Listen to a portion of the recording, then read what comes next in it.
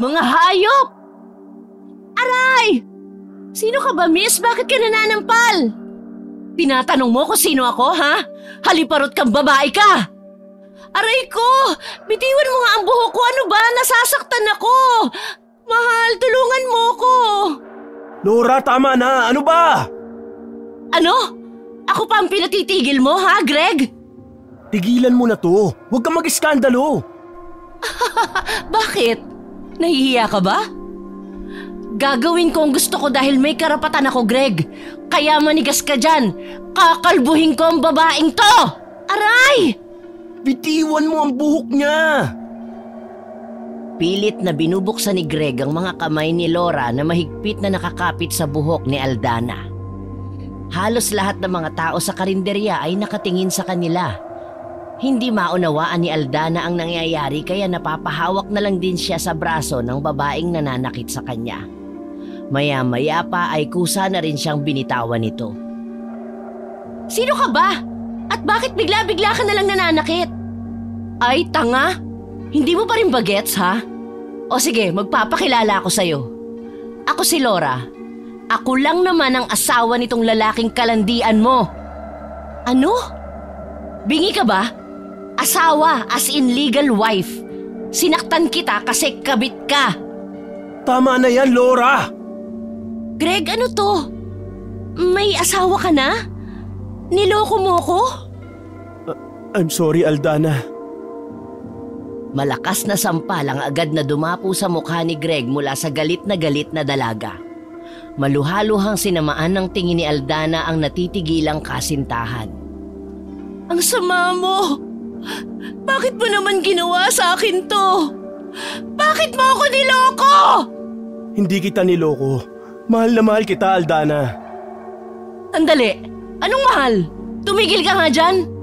Manahimik ka! Alam mong matagal ko nang gusto makipag-iwalay sa'yo. Ikaw lang ang nagpupumilit sa relasyon natin. Sira ka ba? Kasal tayo, Greg. Hindi ako makakapayag na mapunta ka sa malanding yan. Hindi ko na kaya, Laura. Huwag mo nang gawing komplikado pa ang lahat. Ayaw naman na pala sa'yo ni Greg eh. Matapang na pangbabara ni Aldana sa nagwawalang si Laura. Patuloy ang pagpapalitan nila ng mga salita. Hindi na nakatiis ang may-ari ng karinderya at pinagtabuyan na sila sa labas dahil nakakaistorbo daw sila ng kumakain. Pagdating sa labas ng karinderya, agad na nagpatuloy ang dalawang babae sa pagpapalitan ng maanghang na salita sa bawat isa. Ayaw magpatalo at pilit ipinaglalaban ng mga katwiran para sa nag-iisang lalaki na minamahal nila. Tumigil ka na, Laura. Sa bahay tayo mag-uusap. Hindi! Dito na tayo mag-uusap ng asawa mo. Mabuti pa dito palang ayusin na natin to.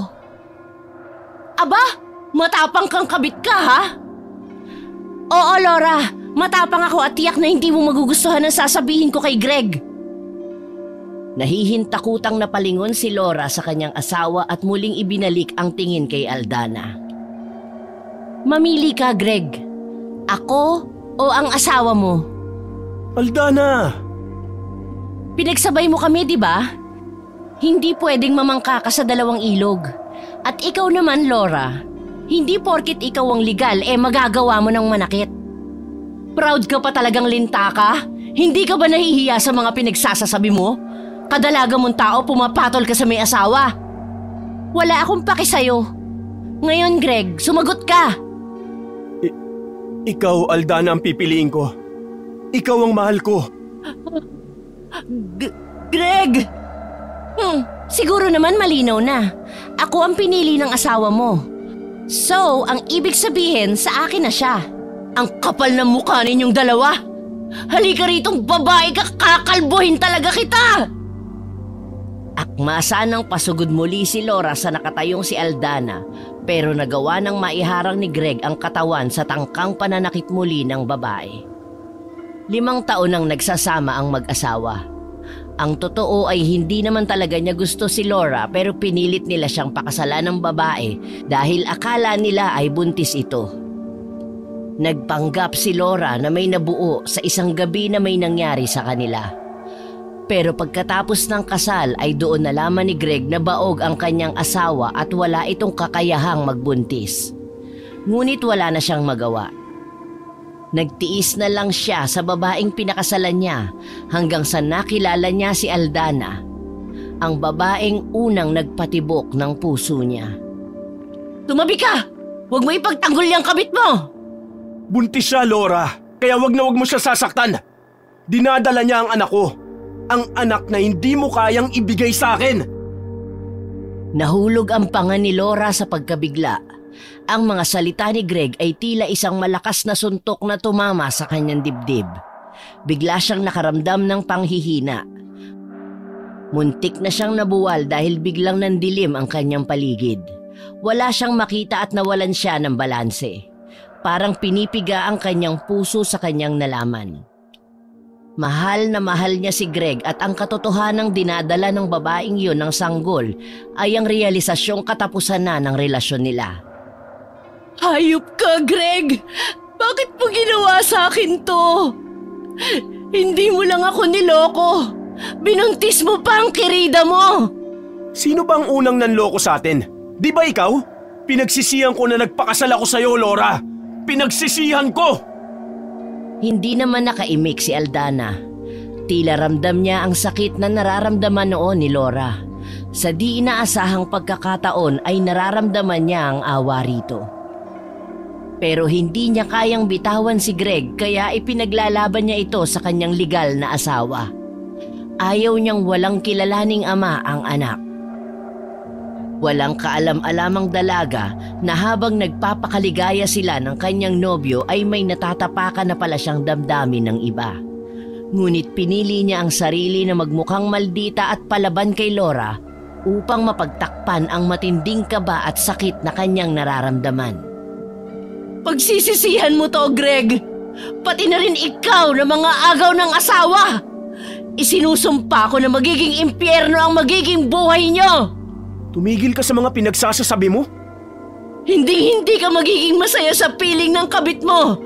Kaya humanda ka, Greg. Lintik lang ang walang ganti.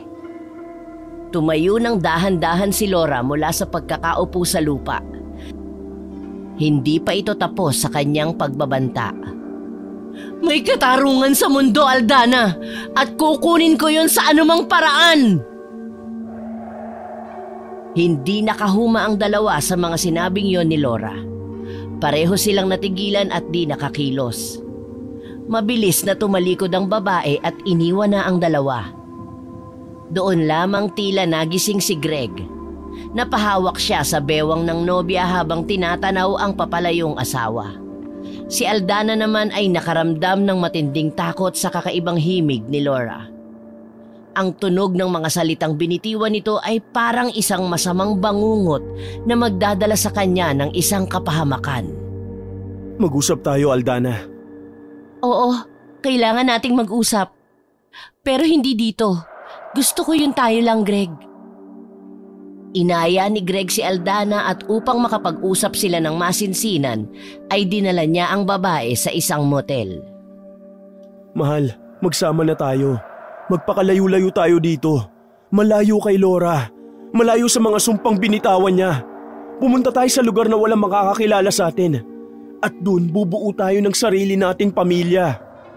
Pagkatapos ng lahat ng nangyari ngayon, yan pa ang naiisip mo? Greg, may nasaktan tayo. Nakasakit tayo ng damdamin dahil sa mga pagsisinungaling mo sa akin. Hindi lang si Laura ang sinaktan mo. Maski ako, durog na durog na. Ang sakit-sakit, Greg! Nang mga oras na yon ay sakalang ipinakita ni Aldana ang tunay na nararamdaman sa kabila ng pagpapakita nito ng tapang kay Laura. Pumatak din ang kanyang luha sa mata dahil nakukonsensya siya sa nagawang pananakit ng damdamin ng asawa ni Greg. Akala ko ayos lang tayo kanina. Di ba pinapili mo pa ako at ikaw ang pinili ko? Anong dahilan bakit ibang punto mo ngayon? Bakit ka nagkakaganyan? Hindi ko maintindihan, Aldana. Dahil hindi ako masamang tao. Nasasaktan ako. Awang-awa ako sa asawa mo kanina, Greg. Dito, hindi siya mawala sa isip ko.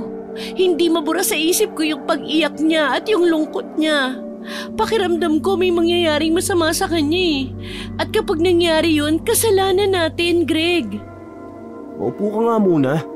Baka mamaya ay mapano ka pa. Isipin mo muna ang anak mo bago ang ibang tao.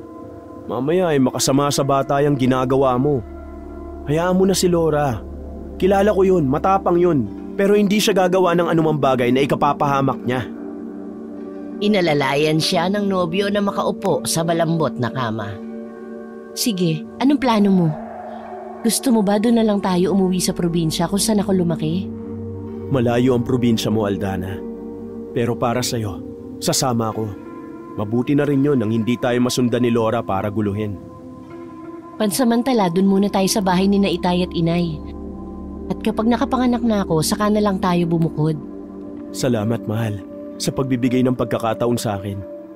Patawarin mo ako kung nasaktan kita. Kaya ako lang naman nagawang magsinungaling sa'yo. Dahil natatakot akong mawala ka sa akin. Kayo ng anak natin. Ayoko sana ng ideyang to, Greg. Hindi ko kayang lumaki ang anak ko na walang kikilalaning ama. Sana lang hindi mo rin gagawin sa akin ang ginawa mo kay Laura. Oo naman, pangako. Paliligayahin kita at hindi na kita sasaktan ulit. Sa loob ng silid na yon ay marahang inihiga ni Greg si Aldana at marahang hinalikan ng kanyang mga labi. Ang simpleng halik na yon ay uminit hanggang sa ang katawan nila ay nagkadikit at nagsanib. Ang apat na sulok ng silid na yon ang tanging naging saksi sa kanilang wagas na pagmamahalan. Nang matapos si Greg ay humiga siya ng patagilid habang ang isang kamay ay nakalagay sa bewang ng dalaga. Nakahilig naman si Aldana sa matipunong dibdib ng kasintahan. Masayang masaya ako, mahal. Sa wakas ay magiging akin ka na talaga ng buong buo. Wala nang makapaghihiwalay sa atin. Sana lang hindi totohanin ng asawa mo yung mga banta niya sa atin. Hanggang salita lang yon, huwag mo intindihin. Ang isipin mo lang palagi, yung mga oras na masaya at magkasama tayo. Nang matapos sila sa kanilang paglalambingan, ay nag-aya na si Aldana na umuwi. Ngunit hindi sa bahay ni Greg kundi sa apartment ng babae. Sumakay ng jeep ang dalawa patungo sa apartment. Habang umaandar ang sasakyan ay napansin ni Aldana ang isang itim na paru-paro. Hindi niya yun pinag-ukulan ng pansin. Ngunit nang makababa sila ay nagulat siya nang makitang tila sinusundan sila nito. Nagkibit balikat na lamang ang dalaga. Dahil alam niya na ayon sa mga pamahiin ng matanda, maaaring ligaw na kaluluwa lamang ang sinisimbolo ng mga paru-paro. Hindi niya iniisip na isang banta ang ganong kaliit na hayop. Maingat siyang inalalayan ni Greg hanggang sa makapasok sila sa apartment ng dalaga. Sandali lang mag-iimpake muna ako ng mga damit ko sa bag. Magluto ka muna ng mababaon nating pagkain sa biyahe dahil malayo rin ang Leyte sa Maynila. Sige, mahal ko. Bilisan mo para makaalis na tayo agad. Tumungo na sa kusina si Greg at nagsimulang lutuin ang nakitang mga pagkain sa ref. Nag-adobo na lamang siya ng baboy at nagsaing ng kanin. Habang ginagayat niya ang karne ay napansin niya ang paru-paro na paikot-ikot sa kanyang uluhan. Ngunit pagkaraan ng ilang sandali ay biglang dumapo ito sa kanyang balikat. Dahil sa gulat ay napipis niya ito at tumalsik sa dingding. Hindi pa man siya nakakabawi sa gulat ay sunod-sunod na malalakas na katok ang kanyang narinig. Lumabas kayo dyan, mga walang hiya! Greg, subukan mo sumama sa babaeng yan! Talagang ipakukulong ko kayong dalawa ng kabit mo! Narinig yun ni Aldana kaya't napalabas siya ng silid at tinungo ang kusina. Greg, si Laura yun Paano niya tayo natuntun? Hindi ko nga rin alam Teka at lalabasin ko. Sandali, tingnan mo muna baka may kasama siyang mga pulis. Bilisan mo, Greg. Nakakahiya sa mga kapitbahay. Doon lang muna ako sa kwarto. Papasukin mo na dito para hindi mag-eskandalo sa labas. Agad na tumalima si Greg. Pinagbuksan niya ang asawa at pinilit nitong papasukin sa loob ng sala. Ayop ka talaga, Greg. Wala ka talagang takot no? Talagang pipiliin mo yung kabit mo at itatanan mo pa? Tumigil ka na! Hindi pa ba malinaw sa'yo na si Aldana ang pinili kong makasama at hindi ikaw? Hindi ako makakapayag, Greg. Laura, tigilan mo na to. Hindi kita mahal. Pinakasalan lang kita dahil pinikot mo ako. Niloko mo ako. Alam mo yun, di ba? Para mo ng awa, Greg. Huwag mo akong iwan. Hindi ko kaya. Nakikiusap ako. Hindi na magbabago ang pasya ko. Patawarin mo ako pero magsasama na kami ni Aldana. Magkakaanak na kami. Buo na ang pamilya namin. Pakawalan mo na ako. Dahil ba sa anak, ha? O sige. Papayag ako sa relasyon ninyo pero akin ka pa rin, Greg. Pwede naman dalawa kami.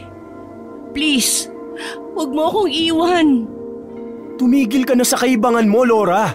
Hindi pwede ang gusto mo mangyari. Mahal ko si Aldana. Kaya sana palayain mo na ako. Hindi na kita mahal. Hindi totoo yan. Sinasabi mo lang yan para saktan ako. Pero ang totoo, mahal mo rin ako. Naghihiganti ka lang sa akin. Hindi na nakatiis si Aldana. Lumabas siya ng silid at nakisali sa usapan ng mag-asawa. Tumayo ka dyan, Laura. Huwag kang lumuhod kay Greg. Tama siya, hayaan mo na kami alang-alang sa anak namin. Nanlilisik ang mga matang bumaling ng tingin si Laura sa gawin ni Aldana. Tumatagos ang tingin niya sa tiyan ng dalaga. Hindi nila inaasahan ang biglang pagsugod nito sa kanya. Ikaw ang tumigil! Magbabayad kang haliparot ka! Binibigyan ko na nga kayo ng pagpipilian, ayaw nyo pa! Pwes, magsama-sama na lang tayo sa impyerno! Arati, nasasakal ako! Bitawan mo ako! Tama na yan! Ano ba, Laura? Tumigil ka na! Nakakapagod na sa totoo lang! Ayoko na! Ano bang hindi mo maintindihan doon? Ha? Nang maalis ang kamay ni Laura sa leeg ni Aldana, ay siya naman ang sinakal ni Greg. Ayoko sanang gawin sa ito, pero sumusobra ka na! Ano yan? Halika na, umalis na tayo! Sumasakit na ang tiyan ko! Totoo naman ang sinabi ni Greg ng mga oras na yon. Masyado na rin siyang napapagod sa panggugulo ni Laura sa kanila. Para namang napapagalitang bata si Laura at hinayaan itong makaalis ang dalawa. Naiwan ito sa apartment, iyak ng iyak. Hindi makapaniwala na tuluyan nang iniwan siya ng kanyang pinakamamahal na asawa. Samantala, habang bumabiyahe ang dalawa ay napansin ni Greg ang pananahimik ni Aldana at ang mayat-maya nitong pagbubuntong hininga. Kanina ko pa napapansin na panay ang buntong hininga mo. Dahil ba sa nangyari kanina? O masakit pa rin ang tiyan mo? Hindi ko mapaniwalaan ang mga nangyayari ngayon, Greg. Sa isang iglap na bago ang tingin ko sa sarili ko. Pakiramdam ko, ang sama-sama kong babae. Sana, hindi mo na lang ako binuntis para wala kang pananagutan sa akin. Shh, tama na. Ano ba? Nandito na tayo sa sitwasyong ito, Aldana. Wala nang atrasan. Piliin na lang natin na maging masaya. Hindi pa alam ng mga magulang ko ang tungkol sa atin. Alam kong magugulat sila na mag-uuwi ako ng lalaki doon, tapos buntis pa ako. Hindi ko alam kung anong iisipin at magiging reaksyon nila. Natatakot ako. Huwag mo munang alalahanin yon. Ako na ang bahalang makipag-usap sa mga magulang mo. Ay, bakit ba kasi ang komplikado ng buhay? Ayoko ng ganito pero wala akong choice. Oh, hayang ka na naman sa pagbubuntong hininga mo. Nasa sayo naman kung pipiliin mo maging malungkot o masaya eh. Ako nang bahala. Huwag ka nang isip ng isip, okay? Hindi na nagsalita pa si Aldana at sumandal na lang siya sa malapad na dibdib ni Greg. Pagdating nila ng pier ay agad nagtubos ng tiket si Greg papuntang Leyte. Para itong sinisilihan sa pagkakaupo sa takot na baka masundan sila ni Laura. Iniunat pa ni Greg ang hawak na tiket at panay ang tingin sa kanyang relo. Tara na, aalis na ang barko. Inalalaya ng lalaki si Aldana para makatayo saka lumakad papuntang hagdanan ng barko. Sakalang nakahinga ng maluwag si Greg nang magsimula nang umandar ang barko. 1.5 araw din ang naging biyahe ng dalawa bago tuluyang narating ang probinsya ng Leyte. Kaagad huminga ng malalim si Aldana at tila ninanamnam ang hangin sa kanilang lugar. Malayo pa ba dito ang baryo ninyo? Hindi naman. Sasakay lang tayo ng tricycle. Habang bumabiyahe sila ay napansin na kaagad ng dalaga na marami nang nagbago sa kanilang bayan. Ngunit nang magsimulang pumasok ang sasakyan sa kanilang baryo, ay napansin ni Aldana na sa tagal ng panahon na hindi siya nakauwi ay parang walang ipinagbago ang lugar. Maging ang mga lumang bahay na kanyang iniwanan noon ay ganun pa rin. Papalubog na ang araw pero marami pa rin ang tao sa paligid. Bumaba sila sa tapat ng isang tindahan.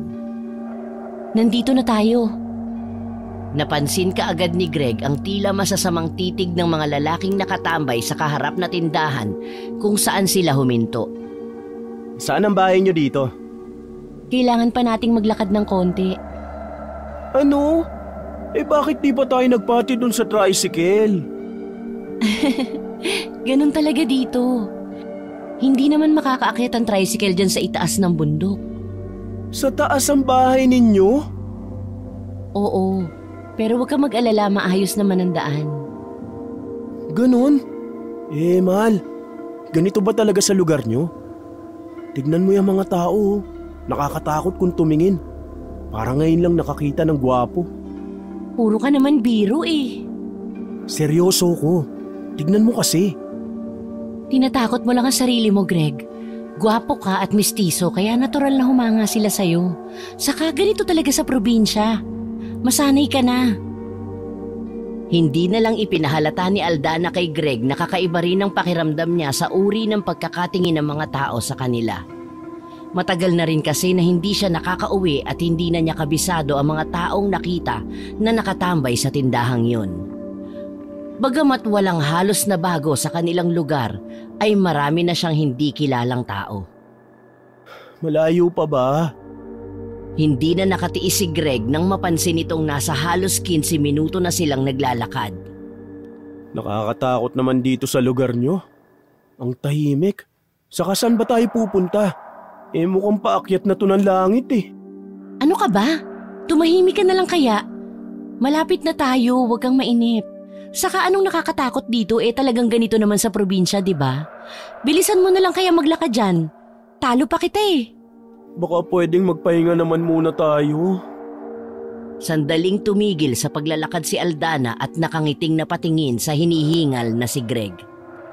Nasa probinsya tayo, Greg. Wala sa Maynila, kaya sanayin mo na ang sarili mo sa paglalakad dahil kapag nanganak na ako, itong layong to, araw-araw mo na itong lalakarin para makapamili sa bayan. Wow, loaded sa sakripisyo. Kung hindi lang talaga kita mahal eh. Aba dapat lang, hindi ka nga napagod sa paghubo-hubo ng salawal mo eh. Idinaan ni Aldana sa pagbibiro at pagtawa ng malakas ang kanyang nararamdamang kilabot sa katawan. Kanina pa kasi niya napapansin na tila may nakasunod sa kanila. Aba, at pilya ka na ha? Binilisan ni Aldana ang paglalakad hanggang sa naiwan na si Greg. Hinabol siya ng lalaki. Oo, ingat ka mahal. Hintayin mo ako, baka madulas ka eh. Hindi nga nagkamali ng kutob si Aldana sa kanyang hinala dahil totoong may nagmamasid sa kanila at sinusundan sila saan man magpunta. Ilang minuto pa ang lumipas, sa wakas ay narating na rin ng dalawa ang bahay ng mga magulang ni Aldana. Simple lang ang kubo, yari lamang ito sa kawayan, nipa at tabla na gawa sa matibay na puno ng nara. Kapansin-pansin din ang buong paligid ng bahay dahil imbes na mga gulay o mga halamang namumulaklak sa paligid ang mga nakatanim, mga herbal o halamang gamot ang makikita sa palibot ng bahay. Katulad ng sambong, ikmo, luyang dilaw at iba pa. Makahulugan namang napatingin si Greg sa gawin ni Aldana. Nakakunot ang noo at nagtatanong ang mga mata. Parehong albularyo ang mga magulang ko. Si inay ang tagagawa ng mga sangkap sa gamot at ang itay naman ang tagasuri sa mga may sakit. Siya rin ang nagsasabi kung kulam barang o naaaswang ang isang pasyente nila. Marami pa pala akong hindi alam sa pagkatao mo, Aldana. Huwag kang mag-alala, mabubuting tao ang mga magulang ko. Masayang hinila ni Aldana si Greg. Diretso sila sa loob hanggang sa sala. At tama nga si Aldana. May 2 taong nakaupo sa harap ng mag-asawa. Abala ang mga ito sa pagsusuri sa pasyenteng lalaki. Bukod sa payat na ito ay kapansin-pansin ang maraming sugat nito sa balat. Habang ginagamot ni Aling Rosa ang mga sugat sa pamamagitan ng pagtatapal ng dahong Maria, ay abala naman ang ama ni Aldana na si Mang Brando sa pagsusuri sa pulso ng lalaki. Nanatili itong nakapikit na parang inaalam nito ang tunay na dahilan ng pagkakasakit ng pasyente. Hindi pa rin napapansin ng mag-asawa ang presensya ni Aldana at Greg. Ang isang matandang babae na kasama ng lalaking may sakit ang nakapansin sa dalawa. Sinabi nito kay Aling Rosa na may dumating niyang bisita ang mag-asawa. Aba, Brando! Tingnan mo kung sino ang dumating! Sakalang nagmulat ng mata si Mang Brando at seryosong napatingin sa inginunguso ng asawa. Kaya napagawi ang tingin nito sa 2 taong nakatayo sa may pinto ng sala. Nakilala niya ang babae pero agad na dumako ang tingin niya sa magkahawak na kamay ng dalawa. Seryosong tumayo si Mang Brando at hindi sila agad pinansin. Tinapos muna nito ang kanyang gawain sa kanyang pasyente bago hinarap ang dalawa. Himala, Aldana. Mabuti at umuwi ka pa. Opo, Itay. Magandang hapon po. Siya nga po pala si Greg. Magandang hapon po. Anong meron, Aldana? Nagpalipat-lipat ang tingin ni Greg sa ama, ina at kay Aldana. Para bang pilit nitong sinusuri ang pakikitungo ng mga magulang sa kanyang kasintahan. Naramdaman niyang tila malamig at walang paglalambing. Ni wala siyang nakitang kasabikan sa mukha ng mga ito. Blanko ang kanilang ekspresyon na nakatingin ng diretso sa kanilang anak. Umuwi po ako kasi gusto ko pong ipakilala sa inyong nobyo ko. Mabilis ang pintig ng pulsuan mo sa iyong leeg, Aldana. Puntis ka, tama ba? Itay! Doon nagsimulang tumulo ang luha ng dalaga. Lalo na nang mapansin niya ang mata ng kanyang ama. May bahid yun ng labis na lungkot at pagkadismaya. Hindi ko inaasahan na malalagay ka sa ganitong sitwasyon, anak. Alam mong hindi ka naman namin pinaghigpitan ng nanay mo. Hinayaan ka lang namin lumipad mag-isa kung saan mo gustong pumunta. Hindi ko lang talaga inaasahan na mangyayari sa iyo ang ganitong bagay. Anong plano ninyong dalawa? Kailan nyo balak magpakasal?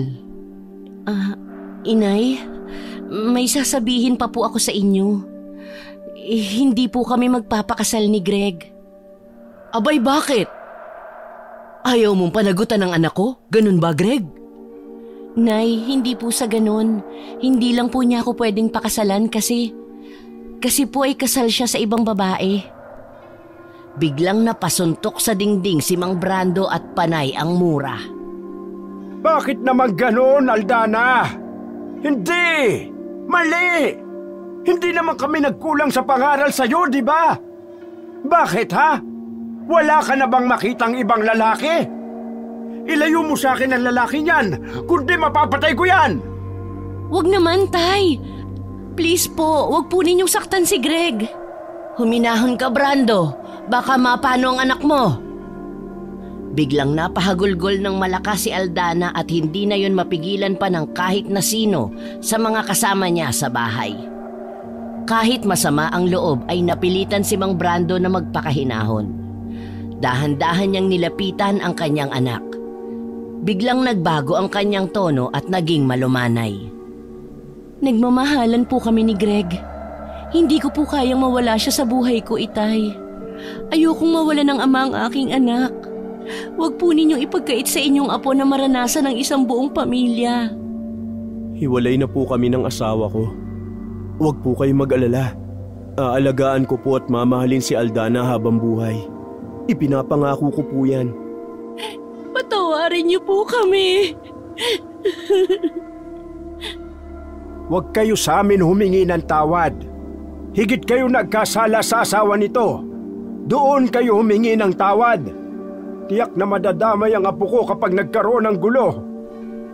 Hindi ko na po magagawa yon dahil balak na po namin ni Greg na dito na po manirahan hanggat hindi pa ako nakakapanganak. Yon ay kung papayag po kayo. Anak, malaking kasalanan niyang gagawin ninyo. Kahit sabihin ninyong nagmamahalan kayong dalawa, kasal pa rin yan sa ibang babae. Mabuti pa ay pabalikin mo muna ito sa kanyang asawa. Ayusin niya muna ang gusot niya. Bakit pinili mo ang maging isang kabit? Wala kang mapapala dito pagdating ng panahon. Pasensya na po, Nanay Rosa. Pero hindi na ho ako babalik sa asawa ko. Hindi ko po iiwan si Aldana. Kung galit po kayo, sa akin na lang niyo ibuhos ang lahat. Pero sana, hayaan niyo pong ipakita ko kung gaano katotoo ang pagmamahal ko sa inyong anak. Kung hindi po ninyo kami matatanggap dito, mapipilitan ho kaming bumalik sa Maynila. At doon na lamang magsimula. Hindi. Walang aalis. Gabi na. Hindi na kayo pwedeng bumaba dahil delikado na. Mabuti pa ay palitan mo na ang damit mo. Magsuot ka ng itim na damit para hindi takaw tingin sa mga gumagalang aswang yan tiyan mo. Dahil sa narinig ay labis na lumuwag ang kalooban ni Aldana. Alam kasi niya na sa sinabing yon ng kanyang ina ay natanggap na siya nito at si Greg. Alam niya na bagamat masama ang loob sa kanya ng kanyang mga magulang, ay hindi siya kayang tiisin ng mga ito. Ano pang hinihintay mo, Aldana? Magbihis ka na. Hay naku, ewan ko sa iyong bata ka. Teka, at kukunin ko lamang yung ilang piraso ng damit na naiwan mo dito dati. Mukha namang kasya pa sa iyo ang mga yun eh. Salamat ho, Inay. Pagkaalis ni Aling Rosa ay lumapit si Greg kay Aldana. Ano yung sinabi ni Inay? May mga gumagalang aswang dito? Oo, maraming aswang sa lugar na ito. Kaya palagi mong babantayan yung anak ko. Wag na wag mo siyang aalisan ng tingin at dapat palagi kang nakatabi sa kanya. Ano man ang mangyari. Dahil oras na mapahamak ang anak ko. Katapusan mo na, lalaki! Tay naman, huwag naman ninyong takutin si Greg. Ayos lang sa akin. Pero mahal, totoo ba ang aswang? Oh, bakit namumutla ka? Natatakot ka ba, ha? Natatakot? Hindi ah. Nagtatanong lang naman ako eh. Dati, pero ewan ko ngayon kung meron pa. Kasi matagal na akong hindi nauwi dito eh. Siguro meron pa. Yun ang sabi ni tatay at nanay ko eh. Naku eh, wag naman sana. Hala, bakit namumutla ka na? Hindi ah. Di naman ako naniniwala sa aswang eh. Gawa-gawa lang naman ang mga kwento na tungkol sa kanila. Pwes ngayon pa lang ay kailangan mo nang maniwala. Dahil simula ngayong gabi ay sigurado kung dadalawin na kayo ng mga aswang at hindi pa tatahimikin. O, heto ang t-shirt mo. Magbihis ka na ngayon din. May nararamdaman ako nagmamanman. Dumaan ang mahabang katahimikan sa pagitan nilang lahat. Nang walang ano-ano, ay biglang may malakas na kalabog silang narinig mula sa bubungan. Oh! Iyan na nga ba ang sinasabi ko eh? Bakit, Nay? Ano ba yun? Huwag kayong lalabas. Ako nang bahala. Hoy! Kung sino ka mang nandyan! Sige! Subukan mong kantiin ang anak ko! At sisiguruhin kong magkakaubusan tayo ng lahi! Subukan mo! May narinig silang malakas na pagaspas ng malaking pakpak na papalayo. Ay, salamat at lumayas na. O siya, halina kayo sa kusina at tayo'y kumain na ng hapunan. May nalutong sugpo dyan, iinitin ko na lang. Siya nga pala, doon na lang muna kayo tumuloy sa dati mong silid. Maaari nyo nang ayusin yon habang naghihintay kayo ng makakain. Sakalang nakahinga ng maluwag si Aldana nang tumalikod ang kanyang ina patungong kusina. Sina Mang Brando naman at Greg ay ipinagpatuloy ang kwentuhan.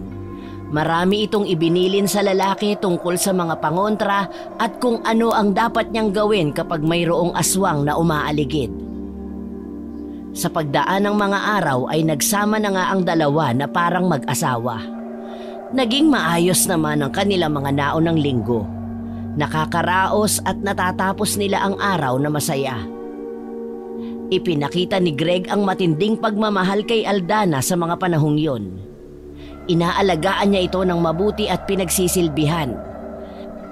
Nagsimula na ring maghanap ng mapagkakakitaan ng lalaki upang makatulong sa pangangailangan nila sa araw-araw.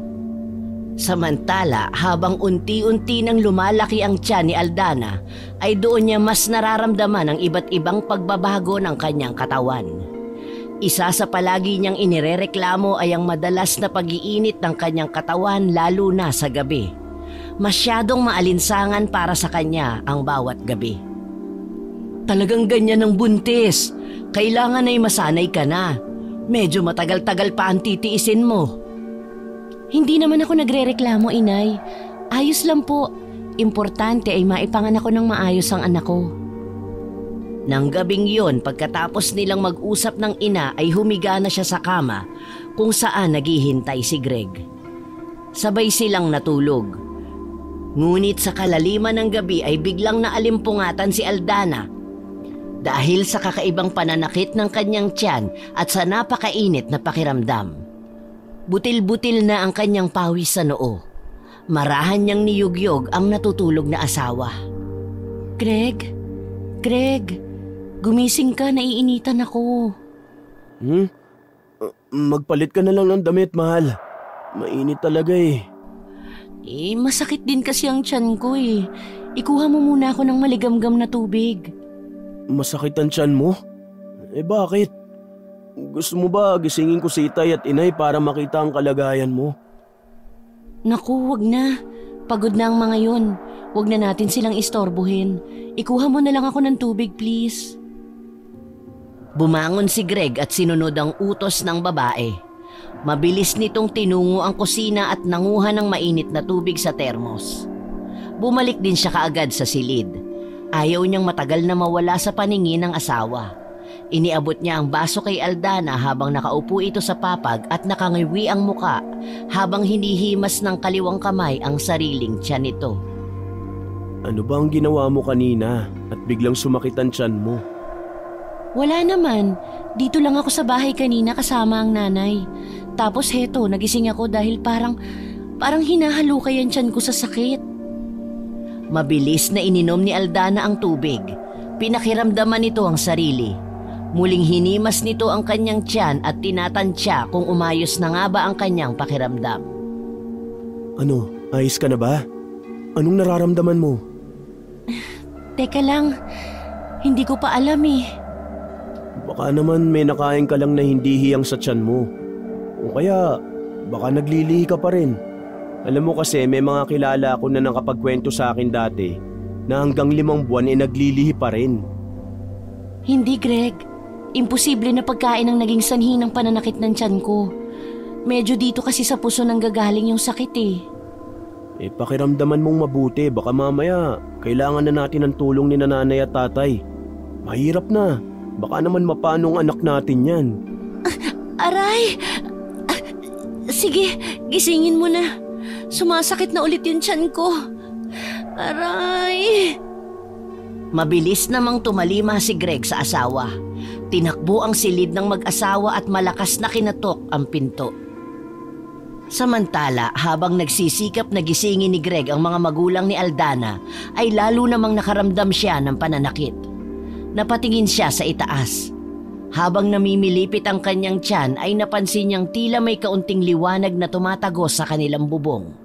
Doon niya na lamang butas na yon at nakatapat sa kanilang higaan. Dahil sa nakita ay bigla siyang napatayo at lumayo sa butas na yon. Siya namang pagdating ng kanyang mga magulang at ni Greg. Anong nangyayari sa'yo? Patingin nga ng kamay mo. Ibinigay naman ni Aldana ang kanang kamay para mapulsuhan. Pumikit si Mang Brando. Ilang saglit lang ay mabilis nitong iminulat ang kanyang mga mata at tumingin sa nakabantay na si Greg at Aling Rosa. Ano, Brando? Anong nakita mo? Greg, nasusunod mo ba lahat yung mga bilin ko sa'yo? Sigurado ka bang gabi-gabi nagsasaboy ka ng asin sa bubungan? Opo, Itay. Wala po akong kinalimutan sa mga inutos niyo sa akin. Hanggang dito nga po sa silid namin, nilagyan ko na rin ng asin. Bakit po ba, Itay? Ano po bang nakita ninyo? Binabantayan na ng aswang si Aldana. Kung ganun ay tama ako ng hinala, Itay. Hayan o, tingnan ninyo, may butas ang bubong. Magkakasabay ngang napatingala ang tatlo sa itinurong butas ni Aldana. Sinasabi ko na nga ba't napapangamuyan na si Aldana, Greg? Siguro kailangan magsama-sama na tayong apat sa silid namin ni Rosa. Ano pong ibig niyong sabihin na napapangamuyan, Itay?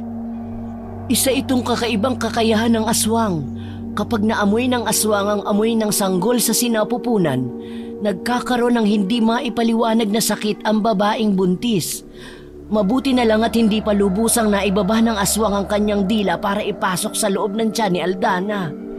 May ganun po palang kapangyarihan ng mga aswang. Pero hindi po ba sila tinatabla ng mga pangontra? Bakit nagagawa pa rin nilang mapangamuyan ng asawa ko? Gayong sinasabuyan ko na ng asin ang bubong ng bahay. Oo nga, Itay. Sa palagay po ninyo, anong uri ng aswang ang nagbabantay sa akin? Sa palagay ko ay isang manananggal. Manananggal? Yun po ba yung nahahati ang katawan mula sa bewang pababa? Tapos ay tinubuan ng pakpak at nakakalipad? Yun na nga, iho. Tama ang mga sinabi mo. Talaga? Ibig sabihin ay totoo talaga sila? Akala ko sa pelikula lang sila nabubuhay. Mukhang malakas at mapanganib ang aswang na yon. Kaya magdoble ingat tayo. Kailangan nating magbantay. Gusto kong makakita ng manananggal sa personal, Aldana. Hayan ka na naman, Greg. Alam ko na yan eh. Namimiloso po ka na naman ano. Hindi seryoso ako. Gusto ko talaga makakita. Ikaw, nakakita ka na ba? Simula nung marinig ko ang mga kwento tungkol sa kanila, wala pa naman ako nakikitang ganong nilalang, Greg. Kahit sikat sila dito sa baryo namin, ay hindi ko pa talaga alam ang totoong itsura nila. Bigla nilang naramdaman ang biglang paglakas ng ihip ng hangin mula sa labas. Natigilan silang apat at nagkatinginan. Bigla ring kumalabog ang kanilang bubong na tila may dumapo doong isang mabigat na bagay o nilalang. Hayan na, Greg! Kung gusto mo talagang makakita ng manananggal, lumabas ka at harapin mo ang aswang na gumagambala sa aking anak. Kayo naman, Nay. Di na ho kayo mabiro. Tay, samahan mo po ako. Halika rito sa tabi ko, Aldana. Mabilis na kumilos sina Aldana at Greg para lumipat sa tabi ni Aling Rosa. Napausal ng panalangin ang matandang babae habang mahigpit nitong hawak ang palad ng anak. Nakaramdam din ito ng matinding kaba at takot. Magmadali ka, Rosa. Ipahid mo ang langis na ito sa tiyan ni Aldana. Ikaw naman, Greg. Tara, samahan mo ako sa labas at itaboy natin ang aswang na yon. Po? Talaga po bang lalabas tayo, Itay? Halika na! Huwag kang duwag! Napapakamot na lang si Greg na sumunod kay Mang Brando. Kahit takot ay ayaw niyang mapahiya siya sa ama ni Aldana. Mahigpit ang pagkakahawak niya sa ibinigay na punyal sa kanya ng matandang lalaki. Pagkalabas ng dalawang lalaki ay mabilis na binuksan ni Aling Rosa ang bote ng langis na ibinigay sa kanya ng kanyang asawa. Inihaplos niya yon sa tiyan ni Aldana. Doon lang nakaramdam ng ginhawa si Aldana at nawala rin ang pananakit ng kanyang tiyan. Ang dating maalinsangang pakiramdam ay biglang napalitan ng panlalamig. Kumusta ang pakiramdam mo, Aldana? Nawala na po, Inay, ang pananakit ng aking tiyan. Bigla na ring nawala ang pag-init ng aking katawan. Kahit paano po, guminhawa na ang pakiramdam ko. Ay, salamat naman kung ganon, anak. Ang galing naman po ng langis na yan, Inay. Talagang mahusay po talaga kayo ni Itay na gumawa ng mga gamot. Magmula ngayon ay hawakan mo na ito. Tuwing gabi bago ka matulog ay haplusan mo ang tiyan mo para hindi ka na maamoy ng aswang na yun. Sana nga po, Inay, ay matigil na ang paggambala sa akin. Baka po kasi mapano ang anak ko. Natigilan si Aldana nang pumasok sa silid nila ang dalawang lalaki. Oh, anong nangyari? Nakita niyo ba? Paglabas namin papatakas na siya. Totoo ba, mahal? Oo, paglabas namin ni Itay may malaking anino ng pakpak ang bigla na lamang lumipad palayo. Sayang di ko nakita yung mukha. Pakpak lang talaga ang nakita ko. Paano mo naman kasi makikita Nakasiksik ka kanina sa likod ko. Nanginginig ka pa nga sa takot. Hindi naman sa ganoon, Tay. Tara na sa kwarto namin. Mula ngayon, habang nasa sinapupunan mo pa lamang ang anak mo, ay doon na tayo matulog lahat. Mas ligtas kapag sama-sama tayo. Tiyak na hindi titigil ang aswang na yon hanggang hindi ka nadadali. Ano po bang maganda nating gawin para maitaboy o mapatay natin ang manananggal na yon? Kailangan lang natin ay asin. Mapapatay lang natin ang manananggal kung mahahanap natin ang kalahati ng kanyang katawan. At doon natin mismo itataktak ang asin sa kumukulo nitong bituka. At kapag nagawa natin yon bago sumapit ang umaga, ang sikat mismo ng araw ang papatay sa kanila. Paano naman, Inay, kung walang araw at makulimlim ang umaga? Mamamatay pa rin sila dahil hindi na magdurugtong ang kanilang katawan. Dahil sa oras na malagyan mo na ng asin ang kalahati ng kanilang katawan, masusunog ito at mamamatay. Yun lang po ba? Meron pa. Mamamatay sila sa saksak ng matulis na kawayan. Ganun po ba? Ngayon na lang muli nagkaroon ng balita sa pag-atake ng manananggal. Malakas ang kutob kong bagong dating o dayo lang ito sa ating lugar.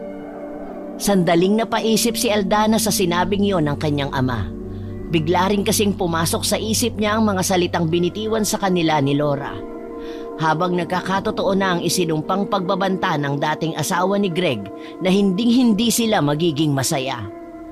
Dahil sa mga naiisip na yon, bigla siyang nakaramdam ng takot at pag-aalala sa maaaring mangyari sa kanilang anak ni Greg.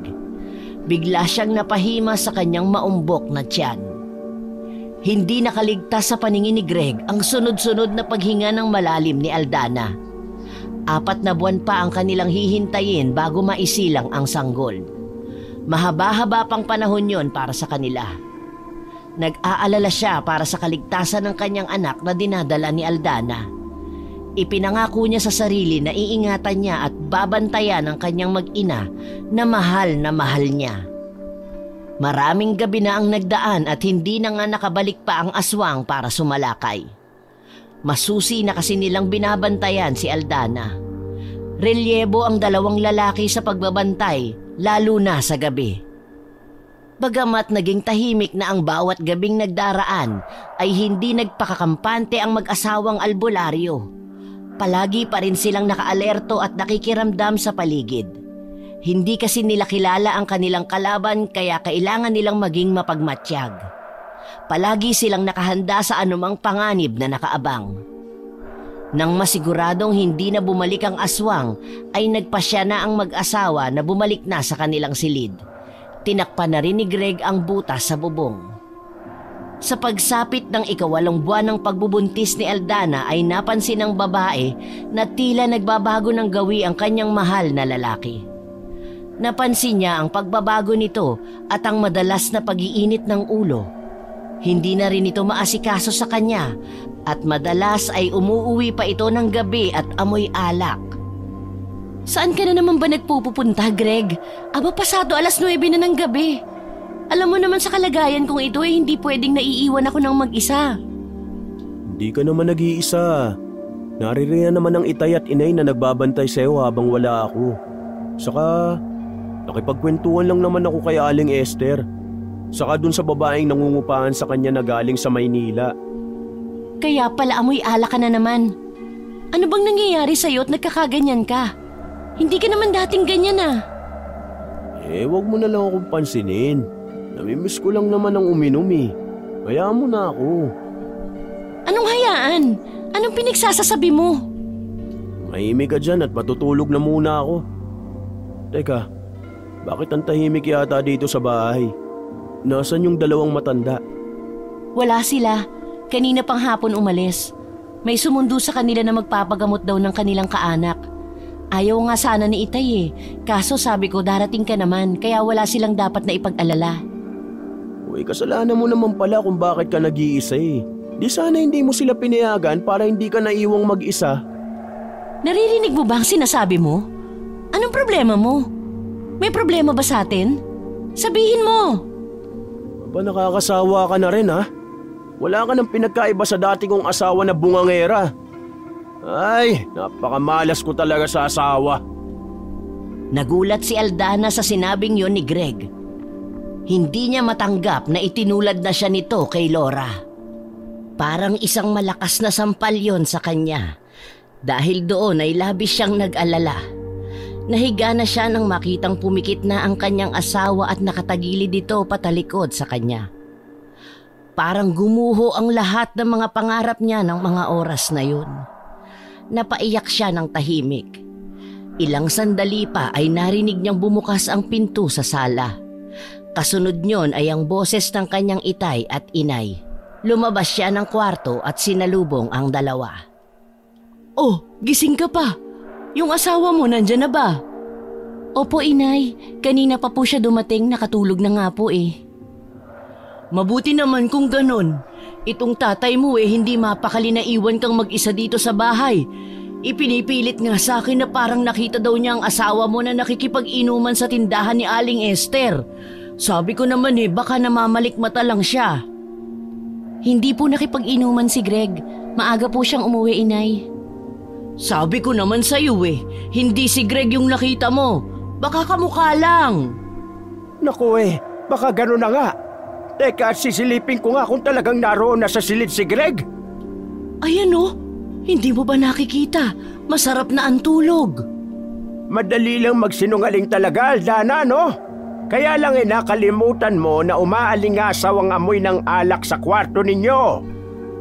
Anak, pinagtatakpan mo si Greg sa amin? Umamin ka nga. May problema ba kayo ni Greg? Wala po, inay. Wala po kaming problema. Aba mali! Dapat ay hindi siya magiinom ng alak. Malapit ka ng mga anak.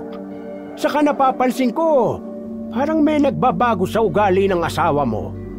Alam mo bang usap-usapan sa baryo na yung lalaki niyan nakikipagmabutihan sa dalagang umuupa doon kay Aling Esther?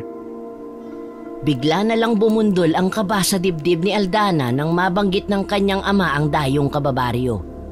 Hindi kaya ay may babae na si Greg at nag-iisip na rin itong humiwalay sa kanya? Iniisip pa lang niya na mawawala si Greg sa kanya para na siyang mawawala ng malay sa sobrang paninikip ng kanyang dibdib.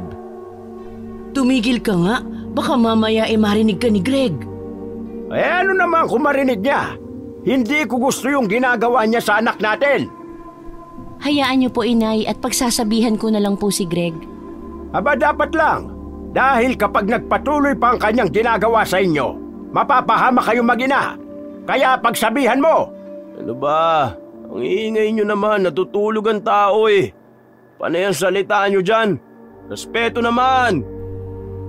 Nagulat ang tatlo sa biglang pagbalikwas ng bangon ni Greg sa kinahihigaan nito sa papag. At seryosong tinitigan niya ang mag-anak na nasa kanyang harapan. Alam ninyong may nagpapahinga na tao dito, panay pandaldal nyo. Gabi na matulog na kayo. Greg, ano ba? Huwag mo namang bastusin ang mga magulang ko. Ako ang binabastos nila. Akala ba ninyo bingi ako at hindi ko naririnig ang mga pinag-uusapan nyo tungkol sa akin? Aba talagang… Huwag na po, itay. Ako na ang bahalang kumausap kay Greg. Lasing lang po siya kaya nasasabi niya ang mga bagay na yun sa inyo. Mag-uusap kami bukas. Sabihin mo yan sa kanya. Bukas pa? Ngayon na, itay. Greg, ano ba? Mabilis na naglakad si Aldana papasok ng kanilang kwarto. Isinara nito ang pinto at hinarap ang nakaupo na noong si Greg. Nakatungo ito at pasuray-suray ang ulo. Ang kapal na mukha mong sagot-sagutin sa harap ko ang tatay ko. Baka nakakalimutan mong nakikitira lang tayo rito, kaya umayos ka. Hindi mo ba talaga ititikom yung bibig mo, ha? Hindi na nakapagsalita pa si Aldana. Pinanood na lamang niya si Greg na muling nahiga at nakatulog ng mahimbing. Hindi siya makapaniwala na biglang magbabago ang samahan nilang dalawa. Nagsisimula ng maging emosyonal ang babae nang biglang natigil ito dahil sa biglang pagkalampag ng kanilang bubong. Malakas yun at parang gustong baklasin ng kung sino man ang nasa bubong. Niyugyug niya ang asawa ngunit hindi ito magising. Humihilik pa ito at walang pakialam sa nangyayari. Biglang natuklap ang bubong at gano'n na lang ang pagkatakot ni Aldana nang makita ang itsura ng manananggal. Tila itsura yon ng isang matandang babae na may mahaba at magulong buhok. Nanlilisik ang kanyang mga mata habang nakatuon ang tingin nito kay Aldana. Biglang bumukas ang pinto ng kanilang kwarto. Mabilis siyang nilapitan ng kanyang ina at ama. "Halika na, bilis! Tara sa kabilang silid! Ay Diyos ko, dalian mo!" Si Greg po, inay! "Anak naman ng pating! Mukha bang may pakialam pa sa'yo ang walang hiya mong asawa?" Tinapunan ng tingin ni Aldana ang kinaroroonan ni Greg. Kampante pa rin itong nakahiga at natutulog lang. Muli niyang tiningnan ng manananggal na nasa bubong, nakasilip. Agad na nagsaboy ng asin si Mang Brando sa itaas at umusal ng isang orasyon. Hindi pa rin natinag ang manananggal. Para itong nagwawala at nanggigigil na maabot si Aldana. Mabilis na kumilos si Mang Brando at inabot ang nakalagay na matulis na kawayan sa ilalim ng kama ng mag-asawa. Ibinato niya yon sa aswang na nasa bubong. Nasugatan ang manananggal. Muli ay mabilis itong tumakas papalayo. Biglang nakaramdam ng pananakit ng tiyan si Aldana. Naupo siya sa sahig at sakto rin ang pagbalikwas ng higa ni Greg. Doon lamang parang natauhan ng lalaki. Nagtataka itong nagpalipat-lipat ang tingin sa tatlo. Nilapitan niya ang asawa. Ano bang nangyari at ba't gising kayong lahat? Sumasakit ba ang tiyan mo? Manganganak ka na ba? Sinalakay tayo ng manananggal, Greg, at muntik na siyang makapasok dyan sa malaking butas ng ating bubong. Sinundan ni Greg ng tingin ang itinuturong bubong ng kanyang asawa. Nanlaki ang kanyang mga mata nang makitang sira na nga ang bubong nila. Teka lang, nalilito ko eh. Paano kung nakauwi dito? Wala ka bang maalala, Greg? Kitang-kita sa mukha ni Greg ang labis na pagkalito. Nagtaka naman si Aldana sa kakaibang ikinikilos ng kanyang asawa. Dahil walang matandaan ay si Aling Rosa na lamang ang nagkwento ng lahat ng nangyari. Ganon din ang tungkol sa pagsalakay ng aswang. Ginawa ko po talaga yun? Hindi ko maalala. Aldana, patawad kung may hindi ako magandang nasabi. Ganon din po sa inyo, itay, inay. Mabuti pa ay magpahinga ka na lang ulit, Greg. Doon na kayo ulit sa kwarto namin. Kami na lang dito sa sala ng inyong tatay. Sige na, Greg. Sumunod ka na kay nanay. Bukas pag-usapan natin to, Aldana. Pagkaalis ni Greg ay masinsinang kinausap ni Mang Brando ang kanyang mag-ina. Natitiyak kong may hindi magandang nangyayari sa asawa mo, Aldana. Bantayan mo siya at maging alisto sa kakaibang ikinikilos niya. Hindi ko po kayo maintindihan, itay. May gustong kumuha sa asawa mo. Sa palagay ko ay nagayuma siya, kaya ganyan na parang palaging nawawala sa sarili. Ha? Ano pong gagawin natin? Kailangan nating makilalang ng gagayuma sa asawa mo. Pero, paano ko naman magagawa yun, itay? Susundan lang natin siya kung saan palagi nagpupunta. Sasamahan kita, anak. Kaya huwag ka mag-alala. Akong bahala. Kinabukasan, pagkagising ni Aldana ay wala na sa tabi niya si Greg. Paglabas niya ng silid ay nakita niya ang ina na umiinom ng salabat. Asan po si Greg? Hindi ko alam. Pero sinundan na siya ng tatay mo kaninang umalis. Kinakabahan po ako, inay. Paano kung totoong sinasabi ni itay na ginagayuma ang asawa ko? Paano kung bigla na lang akong iwan ni Greg? Tulad ng ginawa niya sa dati niyang asawa. Hindi ko po kakayanin. Kailangan mong maging matatag. Dapat handa ka sa anumang mga mangyayari, maganda man o hindi. Nang araw na yon ay hindi mapakali sa bahay si Aldana. Hindi mawala sa isipan niya ang malaking pagbabago sa pagsasama nilang mag-asawa. Parati na siyang balisa at natatakot. Idagdag pa ang panganib na banta ng manananggal na madalas ay nagkukutkot sa kanilang bubungan. Sumapit ang gabi ay hindi pa nakabalik ang sino man sa dalawang lalaki ng kanilang pamilya.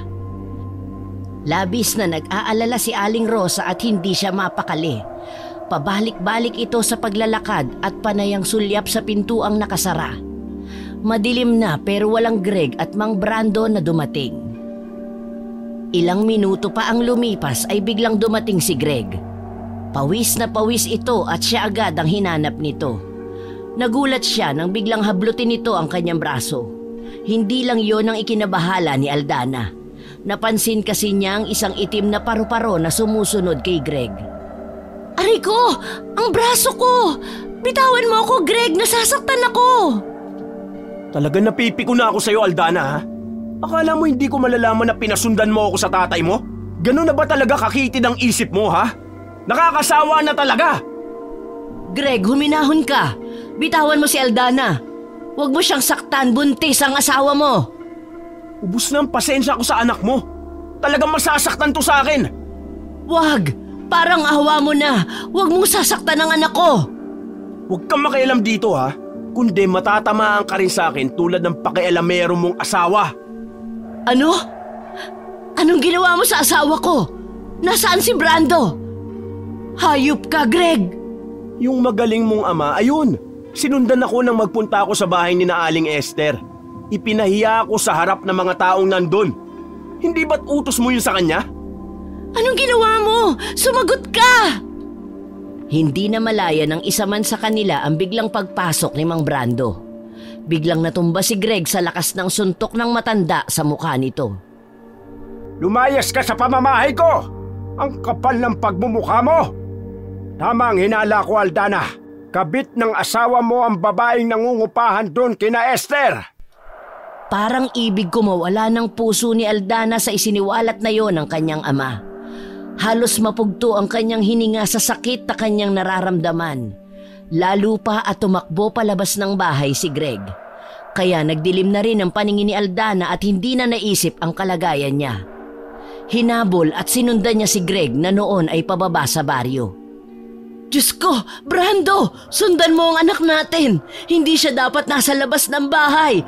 Ibalik mo siya dito, pakiusap! Oo, Rosa! Ibabalik ko dito ang anak natin ng ligtas! Isarado mo na mabuti ang mga pinto at bintana, ha? Kaagad na kumilos si Mang Brando para sundan ang anak. Ang hirap pa ng kanyang kalagayan dahil sa edad niya hindi na niya makita halos ang dinaraanan.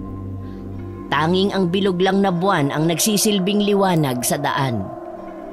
Samantala, si Aldana naman ay nagpatuloy sa paglalakad ng mabilis. Naramdaman niya na nahihirapan na siya at hinihingal pero hindi pa rin siya tumitigil. Determinado pa rin itong sundan si Greg. Ngunit bigla siyang napatingin sa itaas nang marinig ang malalakas na pagaspas ng malalaking pakpak at ang malakas na hagikhik nito. Tila nagdiriwang habang sinusundan siya. Umiikot sa itaas ang manananggal na yon at ilang saglit pa ay bigla itong bumulusok patungo sa kinatatayuan ng buntis. Hindi naman ito nadagit si Aldana pero nasugatan ang braso niya ng matutulis nitong kuko. Napaigik siya sa hapdi at biglang natisod sa malaking kahoy na nakausli. Nakangiting lumapit sa kanya ang lumulutang na manananggal. Napatihaya siya sa harap ng manananggal. Wag! Wag! Nakikiusap ako! Wag ang anak ko! Pero patuloy lang sa paglapit ang manananggal. Mas nakakatakot ang itsura nito lalo na ang matitigan nito. Naglalaway na parang nauulol na aso. Wag! Ang anak ko! Lumayo ka sa akin! Maawa ka! Lalong nanigas ang buong katawan ni Aldana nang makita ang unti-unting paglabas ng dila ng manananggal. Mahaba yon at kulay puti na kahit madilim ay kitang-kita niya ang paglawit. Palapit ito ng palapit sa kanya at pinupuntirya na ang kanyang tiyan. Kasabay ng takot at labis na pag-aalala para sa kaligtasan ng kanyang anak ay hindi na napigilan ng babae ang mapasigaw ng malakas. Bigla ring sumakit ang kanyang tiyan. Kasunod nun ay ang nabasang sa lawal. Maya't maya ang paghilab ng kanyang tiyan. Doon niya napagtanto na manganganak na siya. Tulong! Tulungan niyo ako! Greg! Manganganak na ako! Palapit na ng palapit sa kanya ang dila ng aswang. Hayop ka! Halimaw ka! Isinaboy ni Mang Brando ang maraming asin sa katawan ng aswang, kaya tumigil ang aswang sa pagsalakay. Mabilis na tinakbo ni Mang Brando ang kinaroroonan ng anak at gimbal na gimbal sa masaklap na sinapit ni Aldana. Itay! Ang anak ko! Ang anak namin ni Greg! Iligtas niyo siya, parang awa niyo na! Mabilis na kumilos si Mang Brando. Kaagad niyang nilapitan ng anak at kanyang sinaklolohan. Isinaboy niya sa paligid ng anak ang natitirang asin. Naghanda ang albularyo para sa pagpapaanak. Kailangan niyang gawin yon upang hindi mapahamak ang kanyang apo. Huminga ka na malalim, saka ka umire! Parang hindi ko kaya. Ang sakit! Sobrang masakit! Kaya mo yan, anak! Isipin mo ang anak mo! Sige na! Aray! Hindi ko kaya! Ano ka ba? Huwag ka sumuko! Tutulungan kita basta sumunod ka lang sa mga sasabihin ko, ha? Kapag humilab yung tiyan mo, sabayan mo ng ire! Sige, hinga ng malalim! Ire! Hinga tapos ire! Parang lalabas na! Sige, Aldana! Isang mahabang ire pa! Lalabas na ang anak mo!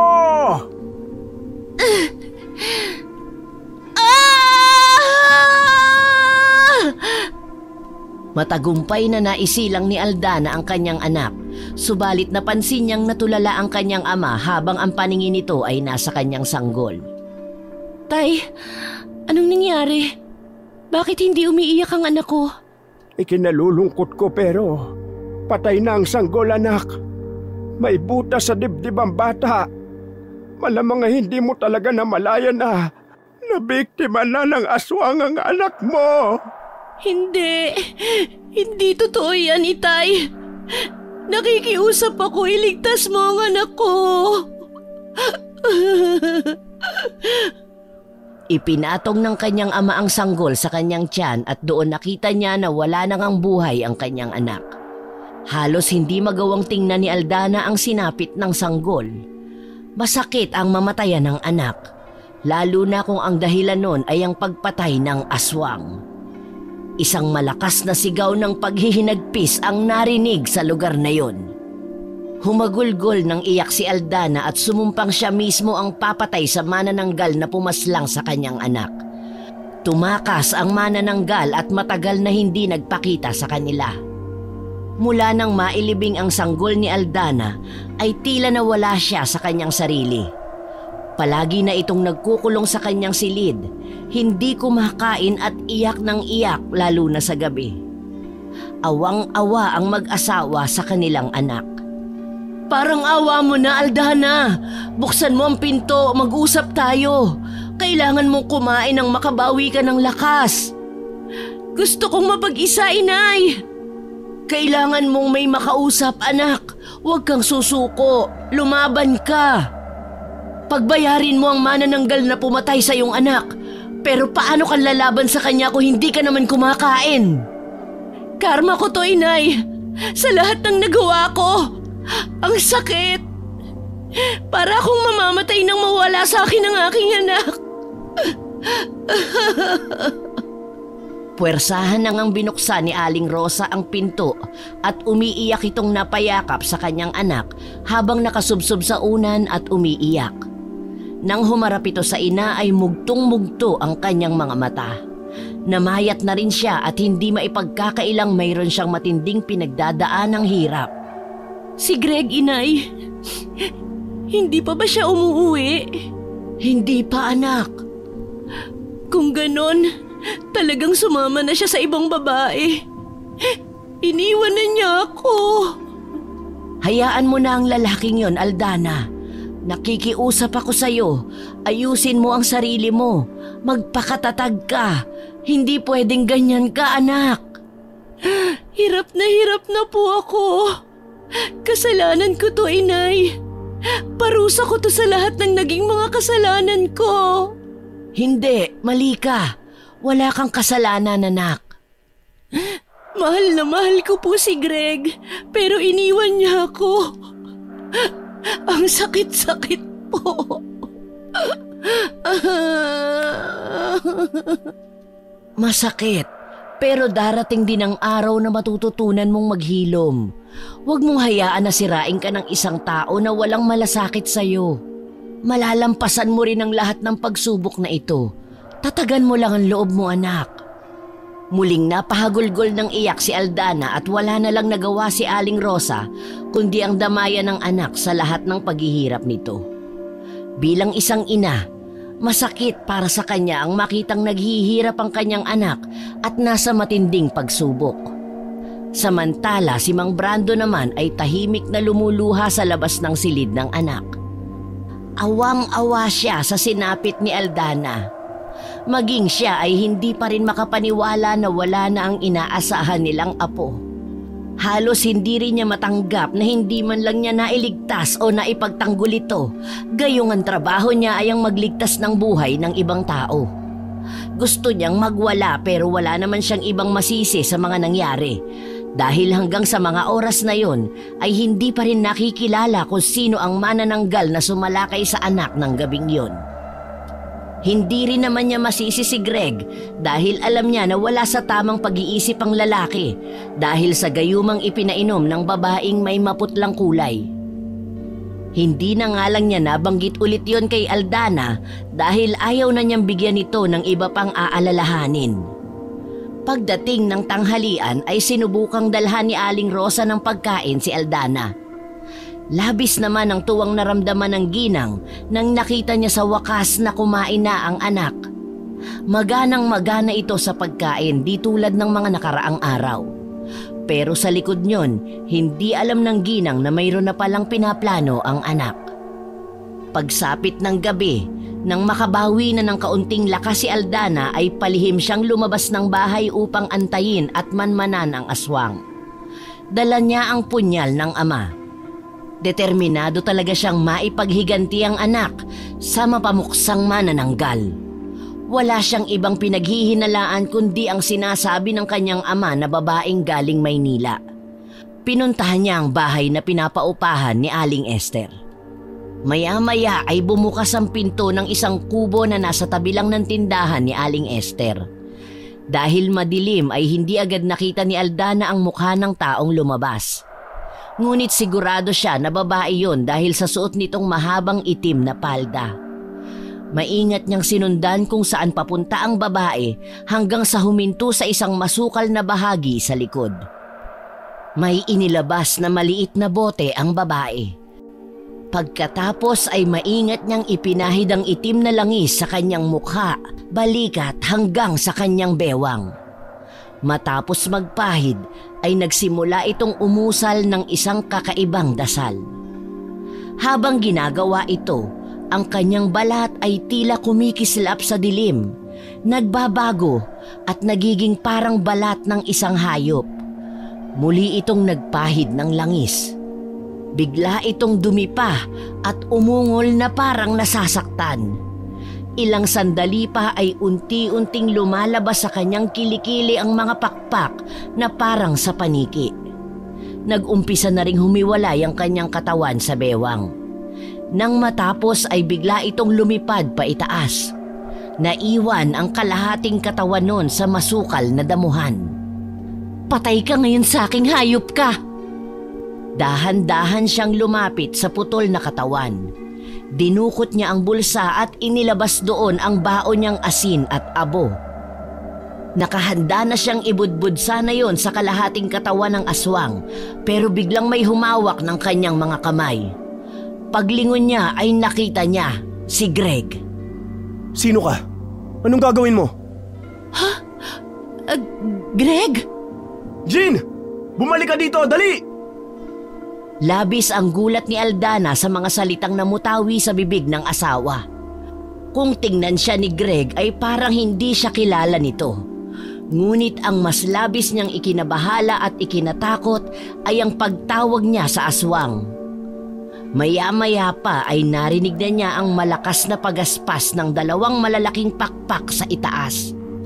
Bumaba ang nakakatakot na nilalang at hinarap ang babae. Bumalik ito sa kanyang katawan nang makita ang bitbit ni Aldana. Ano ang ginagawa ng babaeng yan dito? Sino ka? Ikaw ba ang pumatay sa anak ko? Hindi ka nagkakamali. Ako nga. Ano ngayon sa'yo? Bakit mo yun ginawa? Bakit yung anak at asawa ko ang pinuntirya mo? Anong kasalanan ko sa'yo, ha? Marami kang utang sa akin, Aldana. At ang mga kinuha ko sa'yo, mga interes lang yun sa kabuuan ng pagkakautang mo. Marami ka pang dapat na pagbayaran. Anong ibig mong sabihin? Paano ako magkakautang sa'yo hindi naman kita kilala? Talaga namang hindi mo ako kilala. Pero ako, kilalang kilala kita. Sino ka ba? Aray ko, Greg! Bitawan mo ako, nasasaktan na ako! Ano ba? Bitawan mo ako para mapatay ko ang manananggal na yan! Habang nagpupumiglas ang dalaga ay mas lalo namang hinigpitan ni Greg ang pagkakahawak sa 2 braso nito. Habang nangyayari yon ay biglang natigilan si Aldana nang mapansin na mula sa kung saan ay may biglang lumitaw na itim at malaking paru-paro. Dumapo yon sa balikat ng manananggal. Pamilyar sa akin ang paru-paro na yan Unang beses ko nakita yan ay nung umuwi kami ng apartment. Anong ibig sabihin nito? Alaga yan ng tita Lora ko at kaya ko kayo nasundan ay dahil dito. Mahusay magmanman to Mahika, Aldana. Mahuhusay kami sa mahika kaya huwag ka nang magtaka. Hayop ka! Bakit ka nakikisali? At bakit hindi? Hindi nyo ba alam na hanggang ngayon ay hindi ko pa rin matanggap na wala na si Tita Lora ko? At yun ay dahil sa inyo. Pinatay mo siya, Aldana. Napakabait ni Tita Lora. Siya lang ang meron ako. Siya lang ang pamilya ko na sinuportahan ako sa lahat na parang isang magulang. Tapos ano? Kukwestiyonin mo ako kung bakit ako nakikisali? Patay na si Lora? Oo! Patay na ang Tita Lora ko at pagbabayaran mo yon hanggang sa huling patak ng dugo mo! Labis na nagngingit-ngit ang dalagang si Jean. Muli ay nagbago ito ng anyo at naging isang manananggal. Pinuntirian nitong kagatin at patayin si Aldana. Ngunit bago pa man niya yon magawa ay may naramdaman siyang isang malamig na bagay sa kanyang likuran. Kasunod nito ay napangiwi siya na tila nasasaktan. Halos sabay na napatingin si Aldana at Greg sa likod ng manananggal. Naroon si Mang Brando at hawak-hawak ang isang matulis na kawayan na ibinaon niya sa katawan ng aswang. Nang bitawan ni Mang Brando ang kawayan ay nalaglag sa lupa si Jean. Tila nawala ng silbi ang kanyang mga pakpak. Gumapang ito pero huminto rin. Ang matulis na kawayan ay nakabaon pa rin sa kanyang katawan at bawat galaw ay lalong lumalalim ang pagkakabaon. Bitiwan mo ang anak ko, Greg! Kundi ikaw ang isusunod ko! Agad na binitawan ng lalaki ang hawak na babae. Nilapitan si Jean at dinamayan ito sa kanyang paghihirap. Bakit niyo to ginawa sa mahal ko? Greg, makinig ka. Ginayuma ka lang ng babaeng yan. Hindi totoo yung sinasabi mo! Eto, inumin mo ang posyong ito para makalaya ka na sa panggagayuma ng aswang na yan! Nang ayaw itong inumin ni Greg ay nilapitan ito ng matanda. Pinilit niyang ipainom ito sa lalaki. Binantaan pa niya ito na papatayin ng tuluyan ng naghihingalong aswang kapag hindi siya sinunod. Inabot ng lalaki ang bote at ininom ang laman nun. Pagkatapos ay bigla itong nawala ng malay. Si Aldana naman ay nilapitan ang naghihingalong aswang. Patawad. Hindi ko ginusto ang nangyari kay Lora. At patawarin mo rin kami kung nasaktan ka din namin. Jean, hindi ko sinasadya. Mamamatay na ako. Pero babaunin ko sa hukay ang galit ko sa inyo. Hindi na kayo magiging masaya. Pagkasalita nito ay bumagsak na ang kamay ni Jean sa lupa. Nagkamalay na si Greg. Ganun na lamang ang kilabot na kanyang naramdaman nang makita ang bangkay ng manananggal. Natakot siya sa nakitang itsura nito. Agad na ikinuwento ni Mang Brando sa lalaki ang lahat-lahat ng mga nangyari. Nang matapos marinig ni Greg ang buong kwento ay biglang bumaling ang paningin niya kay Aldana. Aldana, patawarin mo ko. Patawarin niyo ako ng anak natin dahil hindi ko kayo na ipagtanggol sa aswang na to. Tapos na ang lahat, Greg. Naisip ko na baka hindi talaga tayo para sa isa't isa. Anong sinasabi mo? Nakikipaghiwalay na ako sa'yo. Itigil na natin ang relasyon natin, Greg. Pero bakit, Aldana? Yung mga nangyari hindi ko naman alam yun. Nasa ilalim ako ng gayuma. Please, huwag mong gawin to. Marami na tayong nasaktan dahil sa maling ginawa natin. Ayoko nang may magbuwis pa ng buhay dahil sa lintik na pag-ibig na to. Ayoko na, Greg. Sana irespeto mo ang desisyon ko. Napuno ng katahimikan ng paligid. Kitang-kita ni Greg ang sakit sa mga mata ng babae. Hindi man madali, pinilit ni Greg na tanggapin ang desisyon ni Aldana. Alam niyang sa oras na lumayo siya ay wala nang magiging balikan. Sa huli ay niyakap niya ito ng mahigpit, tanda ng kanyang pamamaalam. Lumipas ang mga buwan, natutunan ni Aldana na harapin ang buhay na wala na ang pinakamamahal niyang lalaki. Muli siyang bumangon sa pagkakalugmok at nagsimulang magbagong buhay kasama ang kanyang mga magulang.